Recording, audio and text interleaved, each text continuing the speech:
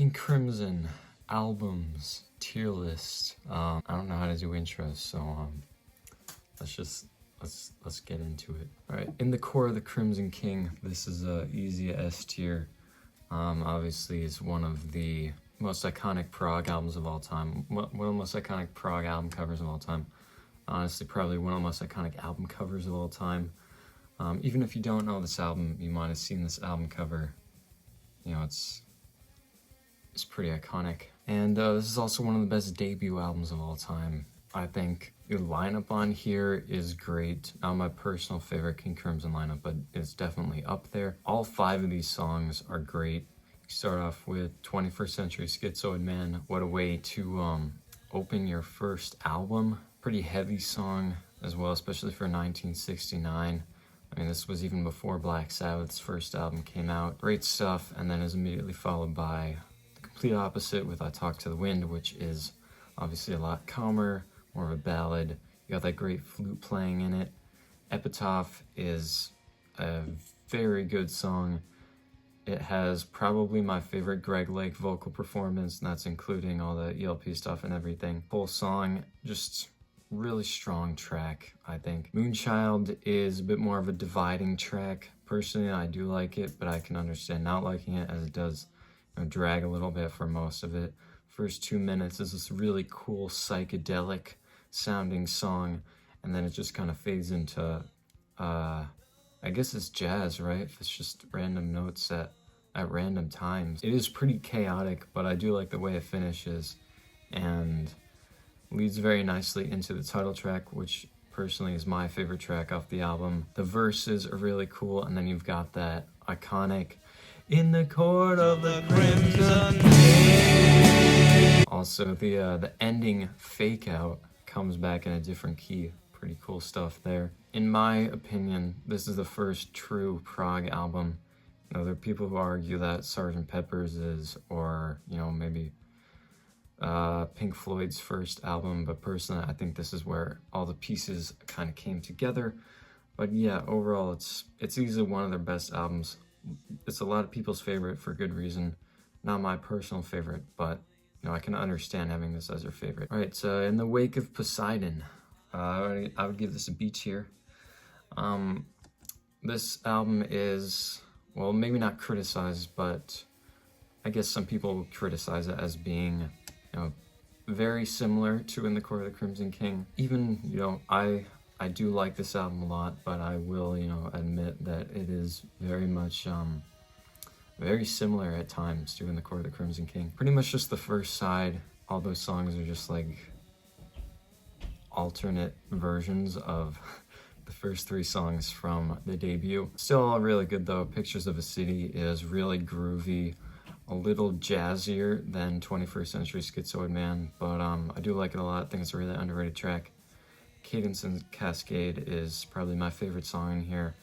Very beautiful track, great ballad. Might even like it more than I Talk to the Wind. You've got a guest vocal appearance from Gordon Haskell, which would be the band's frontman on the following album.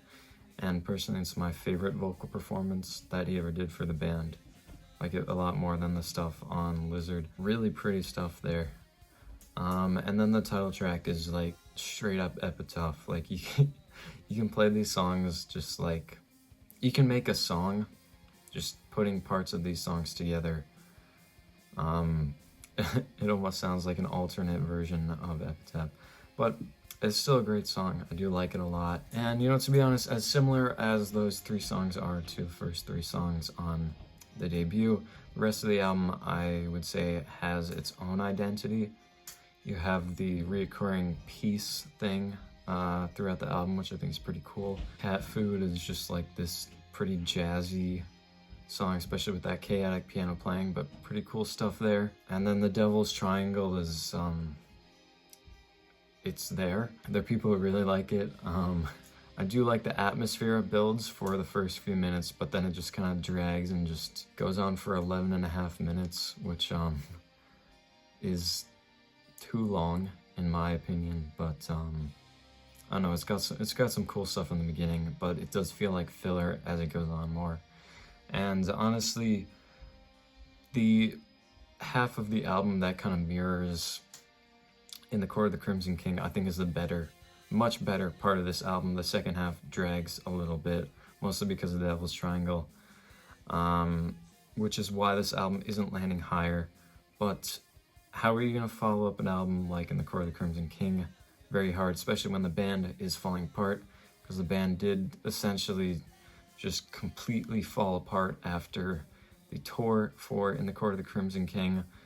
Some of the members stuck around for this album, but they didn't even play any shows to support it, and they're pretty much falling apart as they were recording this. But I think it is underrated. I think it's got some really good stuff on it.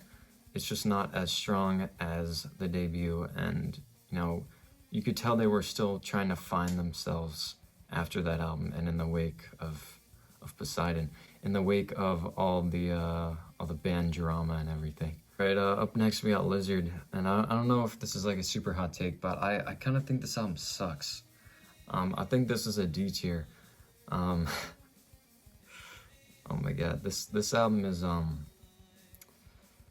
something. I would say it's kind of a dividing album. There's people who love this album. Why? I don't understand why. In my eyes, this is by far the worst King Crimson album. It's just like, it's tough to get through. This is pretty much a whole new lineup, aside from obviously Robert Fripp, which I haven't even mentioned yet, but you know, obviously he is the Crimson King. But yeah, this album is just, it's a mess. I mean, the lineup was pretty not great. Gordon Haskell's vocals are just like not good. At least in my opinion. I hate how over exaggerated the sound, and just like, and then there's just so much like nonsense going on through this. Gordon Haskell didn't even like prog, and neither did the drummer for the album. I forget what's his name, but like half the band didn't even like prog, so I don't know why they were in a prog band. I guess those were the only people that Fripp could actually get into his band at the time. And this album as well, they ended up falling apart pretty much as they were making it. Didn't play any shows or anything to support it. The opening track, Circus, is I guess the best song on here. The main motif is kind of cool. The acoustic guitar and the verses is kind of cool, but it's just like, it's better than pretty much everything else on the album, but it's still really not that great of a song in my opinion. Indoor Games and Happy Family are dog shit. Lady of the Dancing Water is fine. I mean, I don't know, it's kind of too late in the album for me to care, but I guess it's fine. The flute thing is kind of cool. And then the title track is a complete waste of time. It's 23 minutes. It should have been no minutes. And there's a reason that this isn't usually talked about, you know, alongside stuff like Close to the Edge or Carnival 9 or Supper's Ready, because it's really not good. The first few minutes are fine, I guess. You got John Anderson from Yes doing some guest vocals, which is by far the best vocal performance on the entire album. But then after that, the song just drags for minutes and minutes, just this endless thing on the snare and just like random horns over top. And then I don't even know what happens in the middle, just like nonsense. And then the ending is awful too. Like, if you're gonna do a long prog song, you have to end it like epic and triumphant. But this is just like, there's just random guitar noodling with nothing else, and then just demented circus music. If you like this, you know, good for you. I can imagine you also like Philosophy of the World and Trauma Mask Replica. Consider those to be the greatest albums of all time. Also Lulu. But personally, I do not ever want to hear this album again unless I guess go through all the albums again. But this was tough to get through. All right, up next we got Islands, and this is gonna be a B tier. I think Islands is pretty underrated. It is a much needed improvement from the past album. You've got jazzy influences here, but they're done much better. You know, it's not just like random notes and just like doing this. We actually have someone who can sing on this album, which is nice. And it is experimental and weird at times, but I think it is you know, it's actually enjoyable, which is, you know, nice after an album like Lizard. Unfortunately, though, most of the songs on this album do have their issues. I would argue the first 4 songs all have stuff I really like and all have stuff that I don't love as much. The first half of Formentera Lady is really cool. I think it's just like pretty chill and kind of psychedelic. Pretty simple for Crimson, but you know, it's got some nice parts to it. But then the second half just kind of drags. It's just more random noise and just repeats over the same one note bass line, which I don't know, I wish they could have changed it a little bit, but I would say it's a decent track. Sailor's Tale is a really cool jazzy jam. It's got some great bass lines in it. You know, you got that one at the beginning, which is really cool. Yeah, the first kind of part of that song with the kind of more swung feel, I guess the 6/8 part, really cool stuff, and then kind of bringing it down for a groovier, more straight feeling part, and a cool guitar solo. I will say the transition back into the intro part is kind of forced and random, but it is redeemed by the cool outro where it just cuts out to just guitar and it's kind of just like very fast strumming on this chord. Feels very spacey and, you know, cool. The Letters is honestly kind of, I don't know, I think it could have been a lot better personally. You know, I'm not trying to say I could do a King Crimson song better. I'm just saying the structure of this song is not great. There's some really cool parts to it, but it's just structured not not good. By that I mean the transitions are just kind of like random and don't make any sense in the grand scheme of things. But the parts are cool and everything. Ladies of the Road has some lyrics, really cringe, but musically it's actually pretty cool, and I do like that chorus a lot. But personally, I think the final 2 tracks are what really elevate this album for me, as much as I do like the other songs. But the final 2, I think, are the only ones without any kind of issues for me. I used to not really be a fan of Song of the Gulls, but it is a really nice intro to the final track, which is the title track. Just some really cool orchestral stuff, really pretty stuff. And then the title track is just one of the most emotional, if not the most emotional King Crimson song. Just absolutely beautiful. I mean, just it's got a great build to it. How, you know, eventually the drums come in. You got that. What instrument is that? It starts with a C. I don't remember the name of it. Amazing closing track. One of my favorite King Crimson songs, honestly. But yeah, I think it's a really strong finisher to the album. Easily the best part for me. And yeah, overall this album, I kind of go back and forth on it a little bit, or at least I did in the past, and then kind of more recently, listening to it a bit more, I've kind of realized that I do like most of it a lot. It only has some things that I don't love about it as much.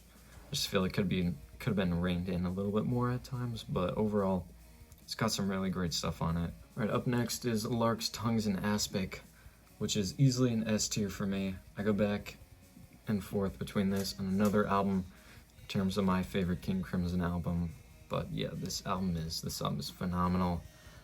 A great album cover, just, I don't know, I like it. This is my favorite King Crimson lineup. Bill Bruford, one of my favorite drummers of all time, extremely underrated. He just has this awesome snare sound. I mean, the King Crimson albums he's on, and you know, some of the Yes albums he's on, his snare is just like, it sounds so good. Yeah, it's great. And then John Wetton is, I don't know who my favorite King Crimson vocalist is, but I do really like John's voice a lot, and he has a great bass tone as well. And then you got David Cross on violin, which is cool how they kind of, I guess they substituted violin in for like horns, which is cool. And then you got Jamie Muir, which I don't really know what he does on this album. He kind of just like hits garbage cans, but he doesn't do anything that stands out to me as being bad, so that's cool, I guess. Every song in this album is amazing. The first part of the title track is such a good intro to the album. So many parts going on. You get the I don't know what the intro is, like glockenspiel, xylophones, whatever, into like kind of tension building violin into just like straight up prog metal riffage, and then eventually just like crazy guitar stuff, and then kind of funky bass grooves, then a nice violin interlude, and then a really cool outro. Just a great song. 14-minute instrumental to open the album. Really cool stuff there. Book of Saturday is a little ballad, really pretty one. Got some nice guitar work in it from Fripp, I think. Yeah, great song. Exiles is one I was slept on until recently. Really beautiful ballad, especially that violin kind of main melody that eventually the vocals kind of do the same thing, which is really cool. And then also the bridge of that song has some really interesting chord changes, which are really cool. Easy Money is a really groovy song. Yeah, just it's great jam. And then the pairing of the Talking Drum and Lark's Tongues and Aspic Part 2 is just a phenomenal closer to the album. Talking Drum takes a while to get going, but then eventually just goes into this, you know, pretty simple bass and drum groove, but kind of slowly fades in, and we get kind of this duel between guitar and violin before it just cuts out into, I don't know, like screaming or whatever that is, before it goes into the title track, or the second part of the title track, which just awesome riffing there. Great stuff from Fripp. Yeah. Overall, this whole album is pretty much a masterpiece in my eyes. Best King Crimson lineup. Some really good production on this one too. Sounds really nice, mostly because of the amazing drum sound. But yeah, I think, yeah, it's just a phenomenal album. Alright, Starless and Bible Black. I'm gonna give this an A tier. So this is kind of a continuation of Lark's Tongues and Aspic. Jamie Muir did depart for this, but honestly, I can't really tell that much of a difference. That's not anything against him, but again, he just kind of, I don't really know what he did. He hit some things. This album, I think it's an underrated one. It's a really cool album in terms of like how it's structured. You've got live stuff and you've also got studio stuff. Actually, most of this album is live aside from the first 2 songs. Every other track on here at least has some live element to it.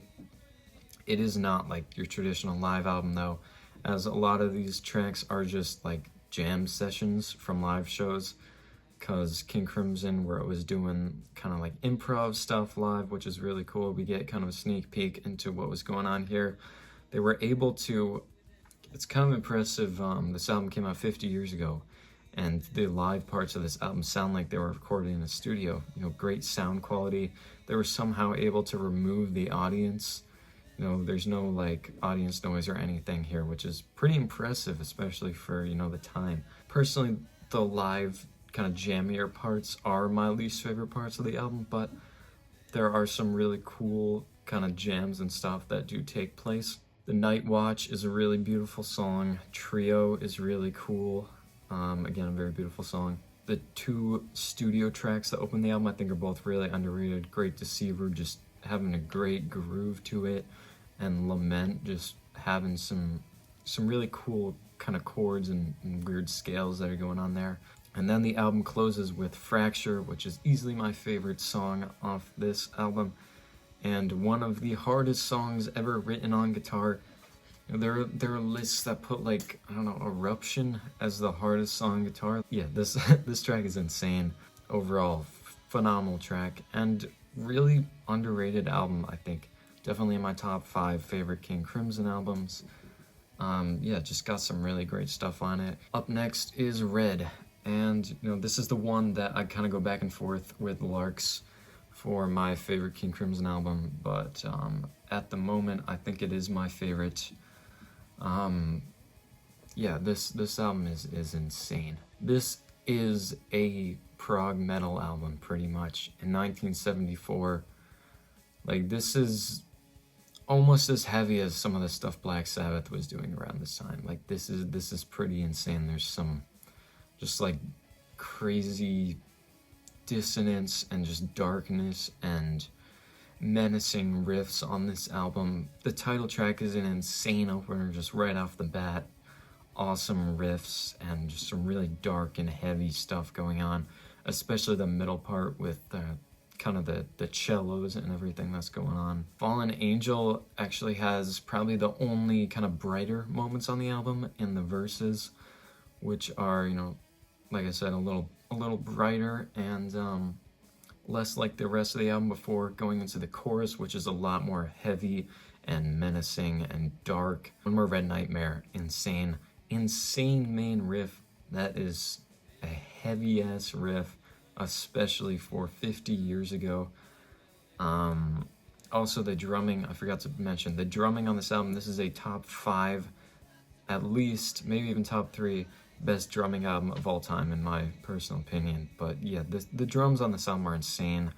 Providence is easily the weakest track on the album in my opinion. Not to say it's bad, but it is, I think, not as good as the other 4. It is pretty much a continuation of some of the stuff on Starless and Bible Black, being that it is another live jam, but I think it is better than most, if not all, the jams on Starless and Bible Black. I think it's got some cool grooves in it, and even if it is the worst track on the album in my opinion, I think it is still pretty cool, and is kind of more of a breather before Starless. And Starless is, in my opinion, the best King Crimson song. I think that is probably the common opinion, I guess.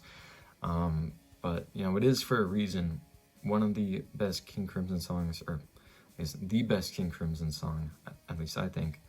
And honestly, top 5 songs of all time, in my opinion. Just, it's insane. I mean, it makes me want to listen to it right now. But you got that amazing intro with that riff, or that melody, played on guitar. Really cool stuff there.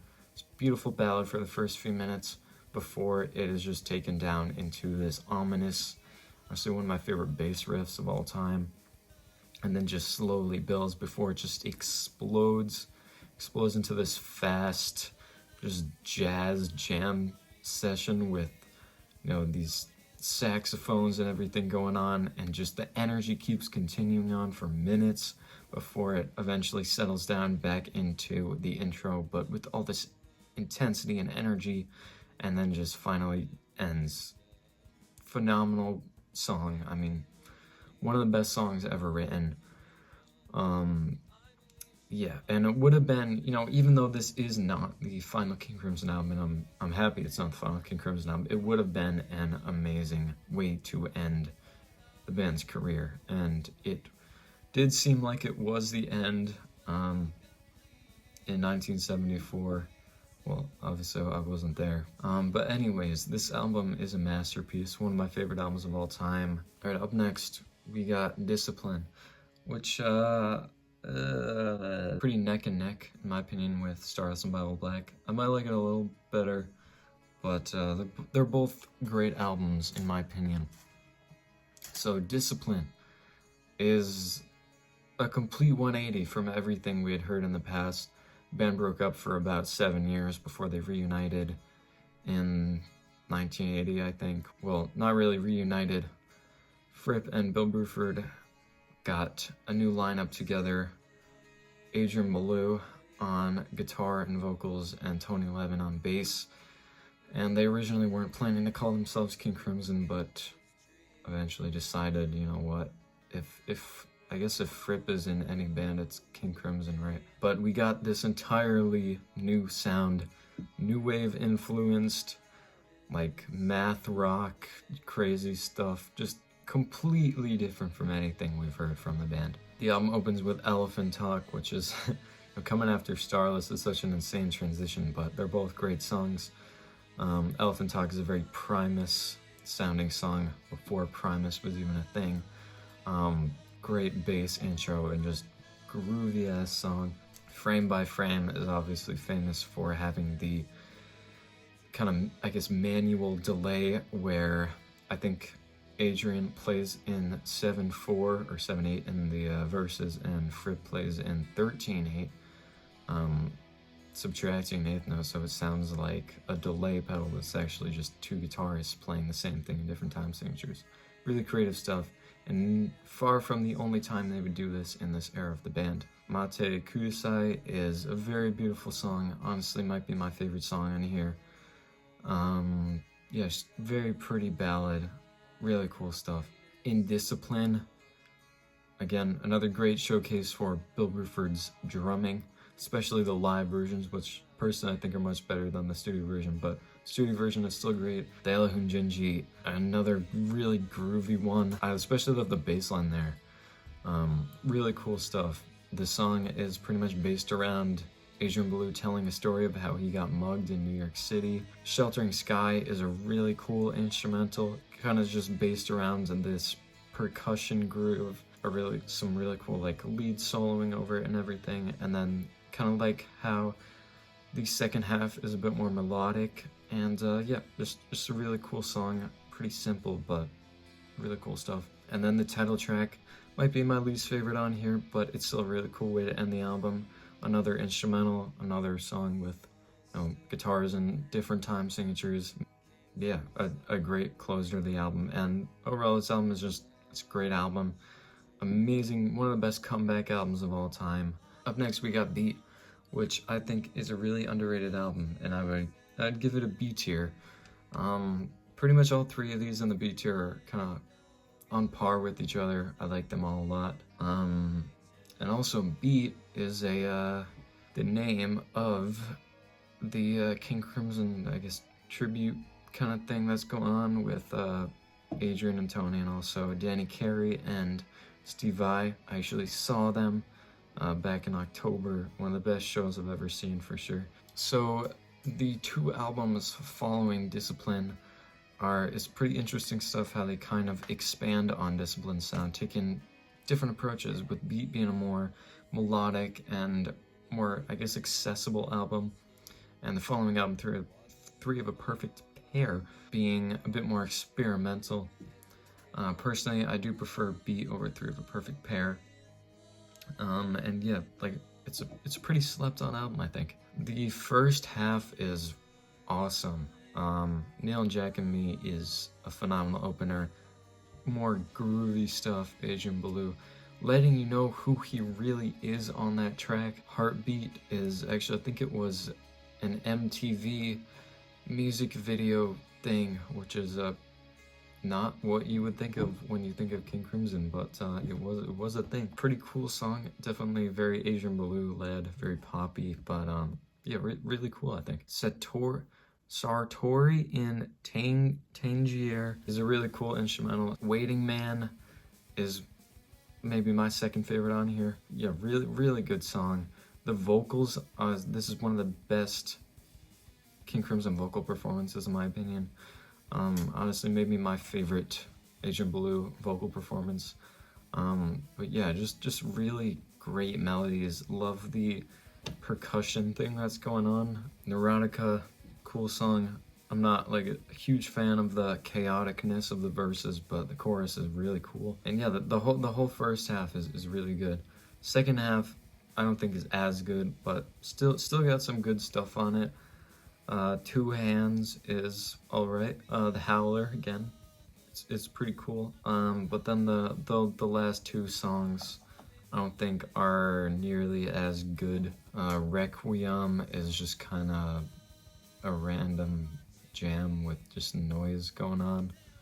And then Absent Lovers is kind of just again a jam. The first half of this album is great and super slept on, just really good melodies and everything. And even though I guess it is a more like accessible album, the prog is still very much there. Odd time signatures, weird stuff going on. Yeah, really great album. Alright, up next we got Three of a Perfect Pair, which I would probably give a C tier.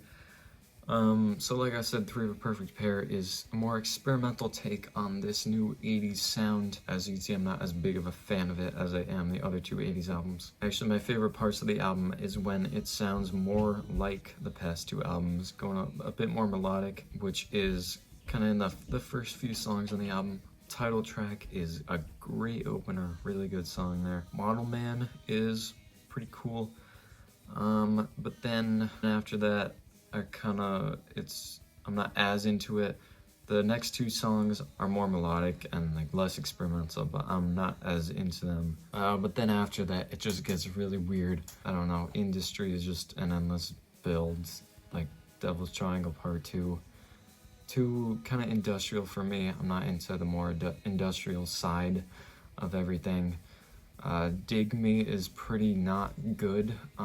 It's just kind of stupid. The verses are just incredibly chaotic, and the chorus is just like trying to be more melodic, and I don't know, I'm not into it. But then it does finish strong with Lark's Tongues and Aspic Part 3, which the intro to that song's insane. Again, more insane King Crimson guitar playing there. It's a really cool song, great continuation of the Larks series. And yeah, a really strong closer to not as strong of an album, in my opinion. I wouldn't say there's anything on here that I really dislike other than like Dig Me maybe. Other than that, like the worst moments on this album are just boring and just don't do much for me. But the high parts I think are pretty good. Overall it's just kind of, it's a cool experiment, but I just think they could have pulled it off better. And also, these were 3 consecutive albums to have the same lineup, which is pretty impressive. Then they did end up falling apart after this album, but would reunite once again. Thrak, I would give a B tier. Thrak is kind of more of an odd one out in the band's discography. I mean, at least aside from some of the earlier albums. The lineup on here is really interesting. You get the same lineup from the past 3 albums, but you also have another bassist, Trey Gunn, and another drummer. You got 2 guitars, 2 basses, 2 drummers, and the way this album is mixed is you pretty much get one of each on each side of your ears, which is pretty cool strategy, very, very unique. And they're able to create some really cool sounds on this thing. There are some pretty strong songs for most of this album, honestly. Vroom got some really cool stuff in it.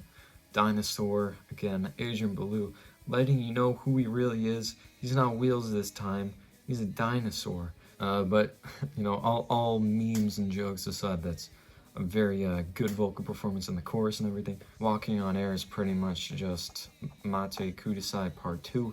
Not as good, but still, I think, is a really good song. People is really funky.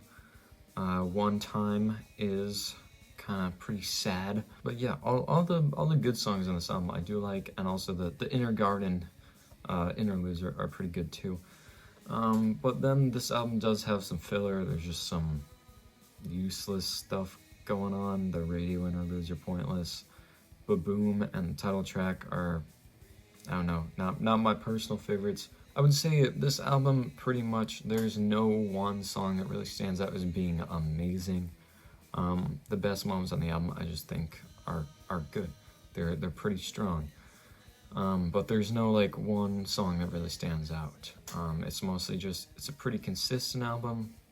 With a few speed bumps, but yeah, I think it's a little slept on, but also, I don't know, they could have improved on the sound a little bit if the lineup had remained for one more album, which I think would have been cool, but unfortunately it did not. But I still think this is a cool album, really cool experiment. The construction of light, it's like between C and D. It's not as bad as Lizard. I'll give it a C. It is a lot worse than Three of a Perfect Pair though. It kind of needs its own tier, but I'm not gonna make a whole nother tier. It actually has enjoyable parts on it, unlike Lizard. There are cool parts to this album, but mostly it's really weird and a failed experiment. Has to be honestly is probably the worst opening track in the band's entire discography, Prozac Blues, which also the song titles and the album title are so dumb. How they try and sneak the KC into everything and capitalize the K.